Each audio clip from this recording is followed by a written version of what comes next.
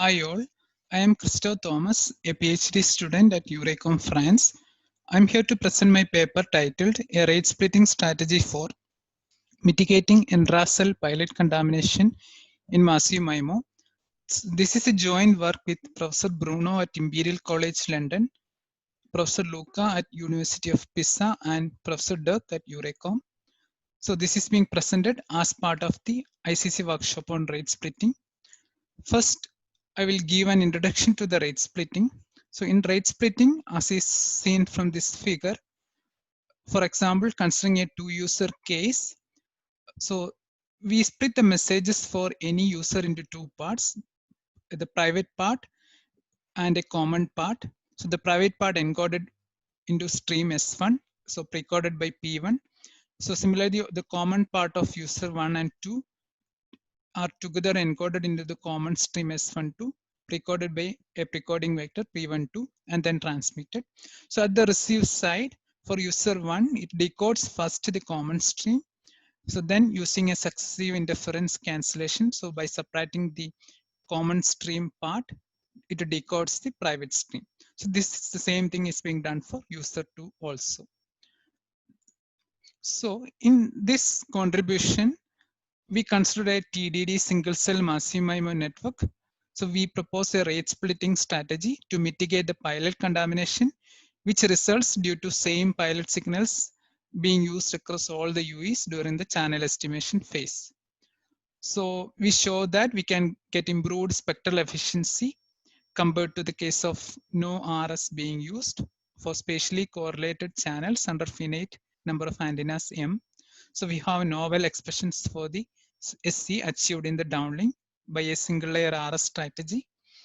So we also propose a new algorithm to allocate the power among the common and private streams.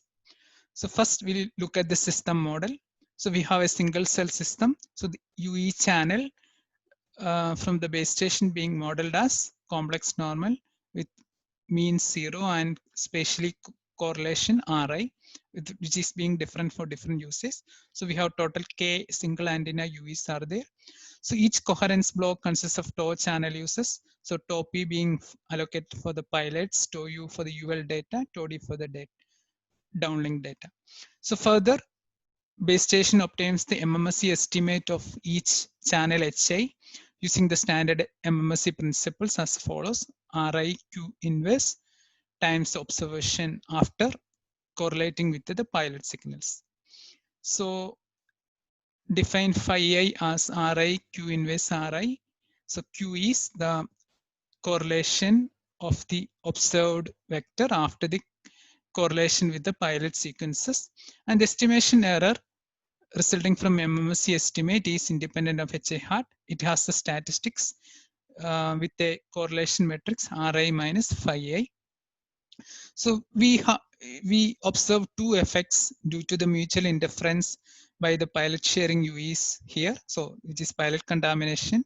This leads to a reduced estimation quality, and also the estimates HA hat become correlated. So actually, if the RKI is invertible, we can write HI hat as a function of HK hat as here. So we can also find the correlation between HI hat and HK hat as follows. So further, we look at the rate splitting strategy we propose. So we have the common stream sigma C and the private stream sigma I for user I, precoded by WI and precoded for the common stream WC. So this is a received signal at UEK.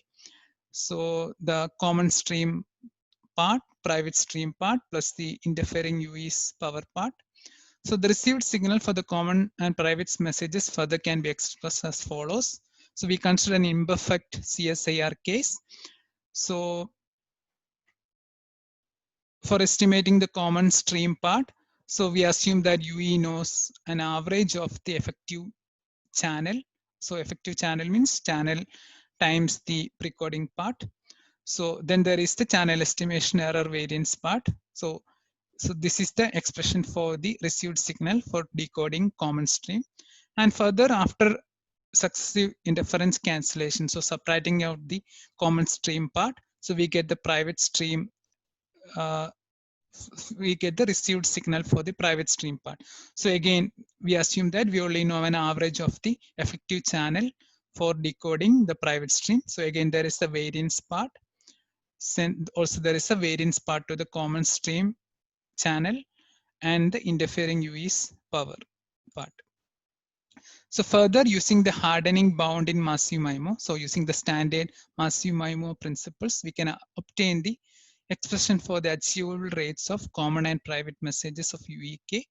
So which can be written as a prelog factor times log 1 plus gamma kc or gamma k. Gamma kc is the SINR for the common stream decoding and gamma k for the private stream.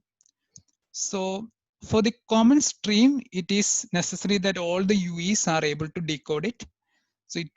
So the common stream SC can be written as the prelog factor times log 1 plus gamma L minimum comma C, where L minimum is the corresponds to the user index, which has the minimum SINR for the common stream part. So the sum rate becomes SCC plus summation of all the private stream rates. So further, we can actually obtain the, using the hardening bound, we can obtain the expression for the SINR for the common stream and the private stream for each user K.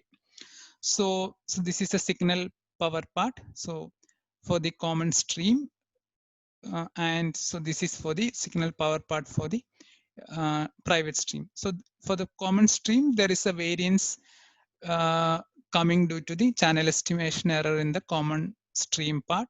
Similarly, for the private stream, there are two variance, channel estimation error variance coming, one due to the common stream part and one due to the private stream part itself. So these SINR expressions can be utilized with any precoding scheme, and these expectations can actually be computed using Monte Carlo simulation. However, we provide closed form solution for specific precoding schemes in our paper, such that, for example, maximum ratio precoding. So first we look at the common stream precoder design. So we have to find the precoder which maximizes the minimum across all the SINR.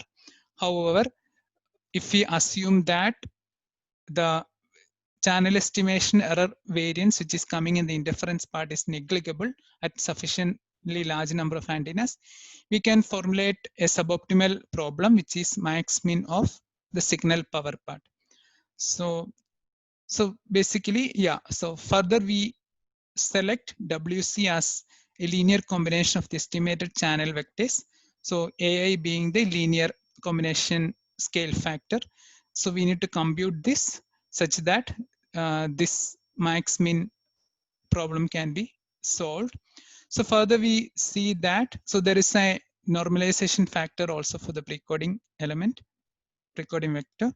So we can show that if we substitute this here, it can be formulated as a geometric programming problem, which can be solved using standard convex optimization techniques such as interior point methods. So this reduced GP problem becomes max T. So T is in a real number greater than 0 such that A transpose UI less than or equal to T for all I. So A is the vector containing AIs and UI is defined as UI of K is equal to trace of Ri Q inverse Rk. Further, for the private precoder, we choose MR precoding. So it's a simple case. And for the power allocation, so we try to maximize the sum SC and find the power. So there is a total power constraint at the base station. Rho C is the common stream power and Rho A is the private stream power for user I. So solving this leads to a interference leakage aware water filling power allocation solution. And this is after solving an optimization problem using a difference of convex functions approach. So which has the expressions as scale. So rho 1 by mu plus sigma k2 minus 1 by sigma k1. So this is indeed similar to the interference leakage aware water filling solution. Sigma k1 corresponds to the signal power part and sigma k2 corresponds to the leakage power part. Similarly, for the private stream also, we have a similar expression. Mu corresponds to the Lagrange multiplier. So in order to solve this power allocation, what we do is, if you write the sum SC as a function of each user power rho k, So there is a concave part and a non-concave part. So non-concave part is coming due to the SCs of all the other uses I. So this non-concave part we linearize using first order Taylor series approximation. So SCI as a function of rho k if we write. So we just write it as, for simplicity, we can write it as pre-log factor log to numerator of numerator by denominator, where numerator and denominator both are functions of rho k. So we can further do a first order Taylor series approximation, which is as the following form. And so here, if you see, these are all functions of numerator, denominator. Everything is a functions of expectation of the power and signal part and interference power part. So this expectation can be computed, as I said, using either using Monte Carlo simulation, or it can have closed form solution in the case of maximum ratio precoding. So further, if we consider the Lagrangian obtained after adding the power constraint to the approximate concave problem, leads to ILA water filling solution. Then the auxiliary quantities in the power expression sigma K1, sigma C1, which are actually the signal power part, has expressions as follows. And the leakage power part sigma K2 has expression as here. So yeah, so all these sigma Ks are functions of this expectation, which can be solved for maximum ratio precoding. And the Lagrangian multiplier mu can be solved using bisection method, such that the power constraint is satisfied. So further, we look at the numerical results section. So first we look at the network parameters. So we consider a single cell of size 250 by 250 meters square, and UL pilot power 20 dBm, UL and DL noise power minus 94 dBm, samples per coherence block is equal to 200, and the large scale fading coefficient for the channel between UEI and base station is as follows. So for the case, so first we evaluate the sum SC as a function of the transmit power. So by the case of no RS being used, the sum SC saturates while for the at high SNR. So while for the case of RS, which we propose here, the sum SC continues to increase, or this in fact represents the gain provided by the RS strategy for the case of pilot contamination, which indeed is a case of constant channel estimation error. So further, we look at the sum SC performance as a function of the number of antennas, K. So number of as a function of number of antennas with K equal to 10 and rho T equal to 20 dBm. So we can see that at very low number of antennas, we have much larger gain. As the number of antennas increases, yeah, both of them saturate, but the saturation value is different is higher for the RS case compared to the no RS. And further, we look at the case of SC as a function of the number of UEs. So with at UE till UE number equal to 8, the SC increases, but then after that it starts to decrease. So the reason for this is that as K increases, the gain decreases, because the larger the K, the lower the common rate, since the common message has to be decoded by all the user elements. So one possible way out of this is to have a 2-layer RS, which is being considered as a future work. So as a future work, we also are looking at the extension of the current work to a multi-cell setting case. So for the design of an efficient RS message scheme to mitigate the inter-cell and inter-cell interference. So to conclude, so we saw that RS scheme can mitigate the pilot contamination effect for a finite number of antennas. And these are the few references.